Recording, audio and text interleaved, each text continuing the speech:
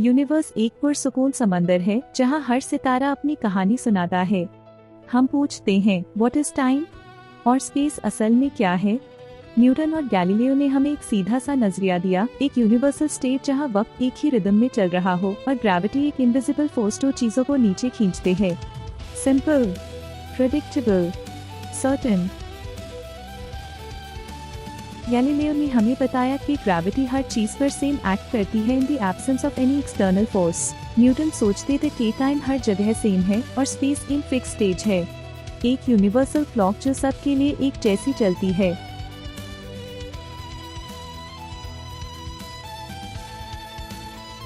फिर 1915 में एक पेटेंट क्लर्क मिस्टर आइंस्टाइन ने कहा नो, लाइट की स्पीड सबके लिए एक ही है। और आईएसएस सीधी सी बात ने हमारी सोच को हिला के रख दिया। आइंस्टाइन बताते हैं कि टाइम स्लो हो सकता है, डिस्टेंस श्रिंक हो सकता है, सब रिलेटिव।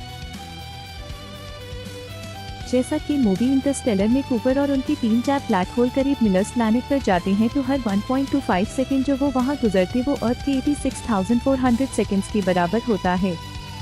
और फिर सबसे अजीब बात, ग्रेविटी फोर्स नहीं बल्कि स्पेस टाइम का कर्वेचर है। सोचो, जहाँ मास ज्यादा है वहाँ स्पेस टाइम ज्यादा बेंड हो जाता है। छोटी बॉडीज स्पेन के अराउंड रिवॉल्व करते हैं और जब बेंड बहुत ज्यादा हो जाता है क्लोजेस्ट ऑब्जेक्ट्स अंधेरे में गिरना शुरू कर देते हैं। यही आइडिया ब्लैक होल्स को जन्म देता है। 1919 के इक्लिप्स से लेकर 2015 की ग्रेविटेशनल वेव्स तक एक्सपेरिमेंट्स ने एक ही आवाज बुलंद की, आइंस्टाइन वाज राइट।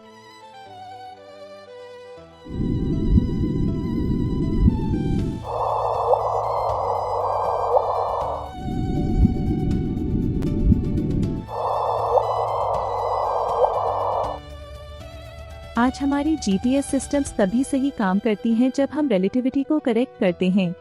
रिलेटिविटी सिर्फ फिजिक्स नहीं, ये एक फिलॉसफी है। टाइम और स्पेस फिक्स्ड बैकग्राउंड्स नहीं बल्कि खुद कैरेक्टर्स हैं जो एक दूसरे को शेप देते हैं। जैसे इंटरस्टेलर के टेसैक्ट में कूपर महसूस करता है कि मेमोरी और लव भी एक डायमेंशन की तरह वक्त को क्रॉस कर सकते हैं। आखिर में रिलेटिविटी हमें ये सिखाती है कि टाइम और स्पेस वो इल्यूजन्स नहीं जो हम समझते थे, बल्कि एक कॉस्मिक फैब्रिक है जो हम सबको एक साथ वीव करता है। शायद एक दिन हम इस फैब्रिक पर ट्रैवल करके अपनी गैलेक्सी से मिलियंस ऑफ लाइट ईयर्स दूर जा सकेंगे। तब तक आइंस्टाइन की सुशरेटिंग विस्पर्स हमारे साथ हैं, यूनिवर्स का एक खामोश मगर गहरा राज।